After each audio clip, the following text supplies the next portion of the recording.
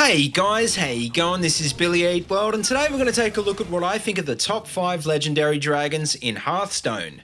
Dragons are big and powerful, and so are these cards, and because of this, not surprisingly, most of these cards have a big impact on the meta. There's actually 9 legendary dragons in this game, and most of them are pretty good, but I think these ones by far really stand out as the best. So if you're looking for a new big threat to craft and you haven't already got the cards on this list, then definitely consider giving one of these a go, because they won't disappoint you. But anyway, to kick off, coming in at number 5 is Malygo. To be honest, this isn't really a card that I use very often, but I know it's a favourite of a lot of players and it has one of the strongest effects of any legendary in the game. Malygo gives you +5 spell damage, making it a key card for many OTK decks, and with a 4/12 body it's safe from cards like BGH and Shadow Word Death. The problem with Malygo though is that it's very slow, and without any discounts at 9 mana, it basically has to live for a turn for it to be useful.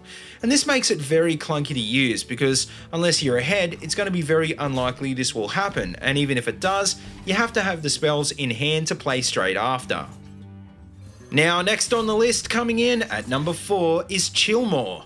This card was one of the more interesting legendaries released in TGT, because not only is it a 6/6 taunt, it's got a death rattle that deals 3 damage to every minion on the board. Clearly this was the perfect card to deal with Grim Patron decks, but considering this archetype isn't that popular anymore, Kilmore isn't quite as useful as it once was. The reason this card is so good against Warrior is because Warrior doesn't normally run Silence, and they also don't run a lot of Death Rattle minions. And that's the biggest weakness of Kilmore, because it has to die to have an effect, and in a lot of cases in the current meta, a card like Baron Geddon would probably be a lot better. So coming in next at number 3 is Nefarian. Nefarian is kind of like the poor man's Ysera, because it's a big 9 mana threat that gives you cards instantly, and you get it as part of the Blackrock Mountain adventure. The problem is though, with 8 attack, it's weak to BGH, and the 2 random spells you get come from the opponent's class, meaning they may not work with your deck. Nefarian can be a pretty amazing swing card though if you do get good spells, and getting a Sacrificial Pact from Warlock for example can win you the game if they've played Jiraxxus. At the end of the day though, Nefarian is just too inconsistent to be really top tier, but it is good enough to see play in a lot of decks, so it definitely deserves the number 3 spot on this list. Now coming in next at number 2 is Alexstrasza. And this is where we start to get into the really top tier cards, because as a staple of Freeze Mage and Control Warrior, Alexstrasza is by far one of the best legendaries in the game. The reason for this is because Alexstrasza is an 8/8 body for 9 that has the unique ability to set your health or your opponent's health to 15. This means you can use it offensively to bring an enemy into combo range, or defensively as a heal to save you from aggro decks. And this is what makes it so strong, but the problem is, until you really need that ability, it can be a dead card in your hand, and throwing it away can lose you the game. Now before we get on to the number 1 card on this list, I probably should give an honourable mention to Chromagus, which is a great card that does see play, but just doesn't quite make the top 5.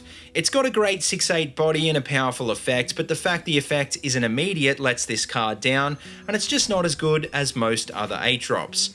I also should give an honourable mention to Deathwing, which to be honest isn't all that great in my experience, but does have the ability to win games on its own.